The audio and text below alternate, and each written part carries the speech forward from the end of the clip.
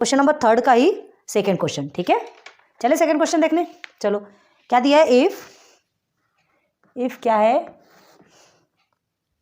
x upon 3x minus y minus z, ठीक है, is equal to, देखिए अब ये दिया है रेशियो में, फर्स्ट केस इसमें आपको रेशियो में गिवन नहीं था, 3y minus z minus x, ये अब इज इक्वल टू में अगेन क्या दिया है आपका, z अपॉन में क्या है 3z, ये थोड़ा इजी लग रहा है, देखते हैं, माइनस y, ओके।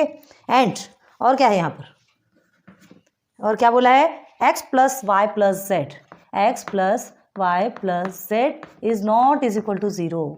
ये बहुत बड़ी चीज़ है, ठीक है। ये अच्छा होगा कि जो ये ऐसा पहले दे देता है तो हमारे लिए बहुत इजी हो जाता है। x plus y plus z is not is equal to 0, मतलब देखो आप क्या करते हैं, 5/5 लिखेंगे तो 5 1 सा 5 5 1 सा 5, आंसर 1 आएगा ना, 0 थोड़ी आएगा, ठीक है। तो इसलिए बोला जा रहा है, इस चीज़ को ध्यान रखो। देखो सिंपल सिंपल एग्जांपल से आपको बताने की कोशिश कर रहे हैं, ठीक है। Then show that the value of each ratio is equal to 1, okay. हमको क्या शो करना है, value of each ratios is equal to 1, मतलब इस रेशियो का भी वैल्यू 1 आना चाहिए, इसका भी 1 आना चाहिए और इसका भी 1 आना चाहिए, क्लियर है।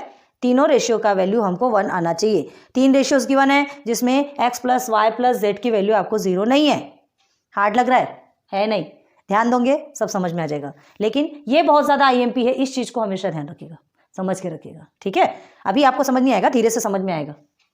अब ईच रेशियो की वैल्यू आपको क्या पूछा, क्या कहा गया है कि 1 आना चाहिए। कैसे करेंगे आप, इसका 1 कैसे निकालेंगे, चलिए तो सबसे पहले हम क्या करेंगे, तीनों रेशियोज की वैल्यू को हम k सपोज ले लेंगे। चलिए सॉल्यूशन स्टार्ट करें, ये उतना हार्ड नहीं लगेगा, ठीक है। चलो ले लेते, let k is equal to, फिर से पूरा लिख देना है, 3x minus y minus z is equal to y upon 3y minus z minus x is equal to z upon 3z minus x minus Y.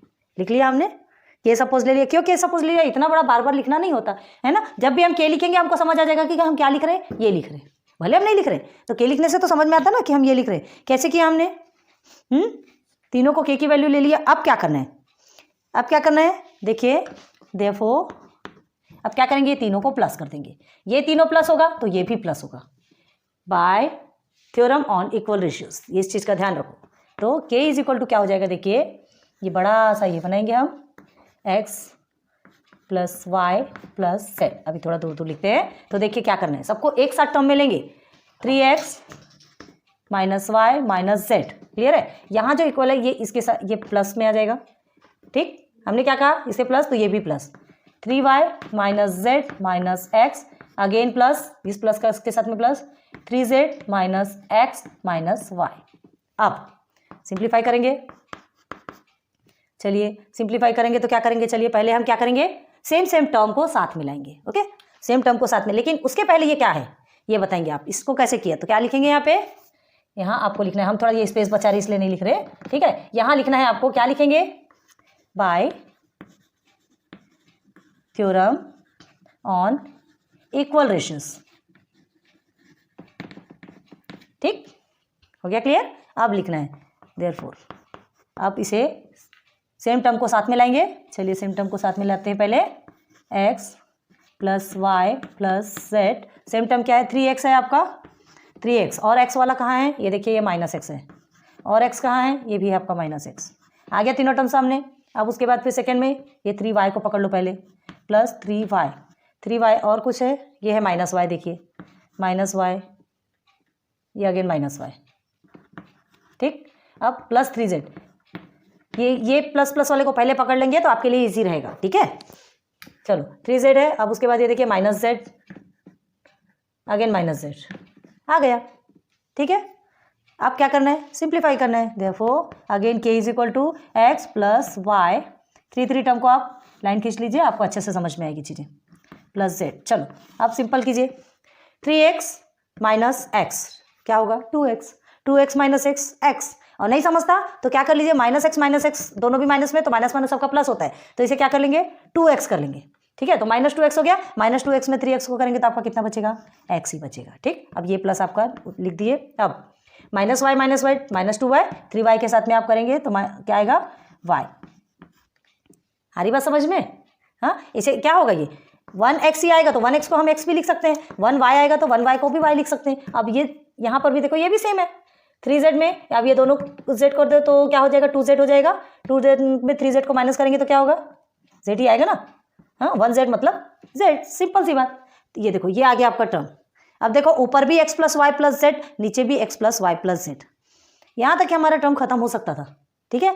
हम बोलते थे चलिए हो गया काम खत्म, पैसा हजम, ये हमारा आंसर निकल सकता था। लेकिन अभी क्या कहा गया है, ध्यान दो, यहाँ पर क्या दिया है आपके क्वेश्चन में, दिया है x + y + z is not is equal to 0। इसकी वैल्यू 0 नहीं है। हमें क्या लाना है और हमको शो करना है कि ये जो रेशियोज गिवन है ना, तीनों भी ईच रेशियोज क्या है इक्वल टू 1 लिखा है आपके क्वेश्चन में। देखिए हाँ क्या दिया है, the value of each ratio is equal to 1। तो अभी हमें वो भी तो निकालना है ना, अभी हमें वो भी निकालना है। तो कैसे करेंगे? सिंपल वे है ना भाई। देखिए 2/2 को कट करेंगे, 2 1 2 2 1 2 तो आपका 1 ही आएगा, ठीक है। तो x/x को कट करेंगे तो कितना आएगा, ये भी तो वैसे हुआ, x 1 x x 1 x 1 ही आएगा, y 1 y y 1 y z 1 z z 1 z। तो आपका आंसर क्या आएगा, सभी का आंसर आएगा आपका 1, ठीक है। और ये किसका है, ये तीनों भी रेशियो का है, x y z आ गया तीनों का रेशियो की वैल्यू आपकी क्या आ गई 1 आ गई, ठीक है। ये तीनों भी आपके क्या हो जाएंगे कट, ये भी तीनों कट, सबका आपका 1 आ जाएगा। आप सिंगल कट करना है, ऐसे कट करना है तो आप ऐसे कीजिए, आपको जैसे भी करना है। तो आपकी k की वैल्यू क्या आ गई, therefore k is equal to 1, k is equal to 1। अब ये k क्या है हमने कर लिया है ना। आपको क्या बताया था, देखो x + y + z अगर 0 होता तो क्या होता था, अगर ये 0 होता था तो क्या होता था, 0 से डिवाइड होना। 0 से कभी डिवाइड हो सकता, 0 से कोई नंबर डिवाइड हो सकता है, कोई ऐसा नंबर ही डिफाइंड नहीं है, ठीक है। मतलब वो नहीं हो सकता, 0 से डिवाइड कोई भी नंबर हो ही नहीं सकता। इसलिए क्वेश्चन में देखो, आपके क्वेश्चन में ही लिखा है x + y + z is not is equal to 0। 0 से कोई नंबर डिवाइड नहीं हो सकता। क्लियर हो गया? तो यहाँ तक आपका समझ में आ गया। अब देखो ये जो आपने लिखा है k इज इक्वल टू 1, तो आप क्यों लिखेंगे, देखिए यहाँ पे because x + y + z is not is equal to 0 given है ना, इसलिए k इज इक्वल टू 1 आया, ठीक है। हम इसे 0 नहीं लिख सकते, 1 ही लिखेंगे, क्योंकि यहाँ पर दिया है कि इसकी वैल्यू 0 नहीं है। ये आपको लिखना है, ये कंपलसरी है। ये जो आपने आंसर लिखा ना, तब आपको ये लिखना बहुत ज़रूरी है। आ रही बात समझ में, अच्छे से समझ में आ गया। और क्या लिख सकते हैं, अगर आपको पूरा लिखना हो तो ऐसे लिख लीजिए, ये k है, k आपका क्या है, ये है, लिख लीजिए इसे। क्या लिखेंगे, x/3x - y - z is equal to में y/3y - z - x is equal to में again z/3z - x - y is equal to 1। अब लिखेंगे हैंस प्रूव्ड। लो ये इतना इजी हो गया कि एक ही पार्ट में सॉल्व हो गया। ये ज़्यादा हार्ड नहीं है, एकदम सिंपल है। क्या है इसमें, देखिए आपको क्या गिवन है ना, ये आपको गिवन है जिसमें ये 0 नहीं है, ये भी बताया। हमने सबसे पहले क्या किया, ये सबको k मान लिया। हमने बताया था ना, ये फर्स्ट क्वेश्चन में क्या किया था, फर्स्ट क्वेश्चन में हमको ये बनाने को लगाए थे, याद कीजिए।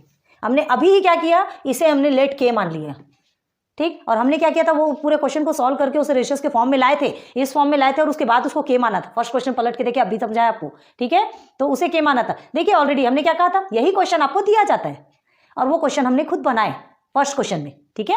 तो इसे हमने पूरा k सपोज ले लिया। k लेने के बाद हमने क्या किया, ये सबको यहाँ प्लस होता है तो ये भी आपको प्लस ही लेना है।